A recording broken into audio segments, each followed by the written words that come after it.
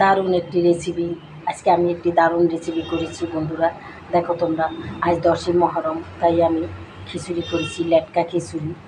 দেখো তোমরা, ঘরে যেই চাল ছিল সেই চাল দিয়েই আমি এই খিচুড়িটা তৈরি করেছি। মাংস দিয়ে, গরুর মাংস দিয়ে, এই গরুর মাংস, খাসির মাংস, যে কোনো মাংস দিয়েই করা যায় বন্ধুরা। তাই আমি এই খিচুড়ি আজকে তৈরি করছি। দেখো, দেখতে কত লোভনীয় হয়েছে, খেতেও খুবই সুস্বাদু, দারুণ হবে বন্ধুরা।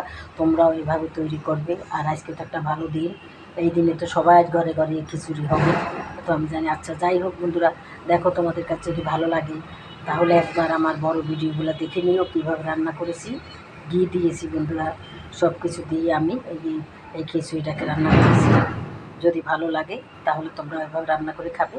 আর যদি বেশি ভালো লাগে তাহলে অবশ্যই আমাকে একটা লাইক দেবে, আমার চ্যানেলটাকে সাবস্ক্রাইব করে দেবে এবং শেয়ার করে দেবে। তাহলে বন্ধুরা আমি এইভাবে সব রকমের ভিডিও নিয়ে আসতে পারবো। তাহলে বন্ধুরা আজকের মতো রাখি।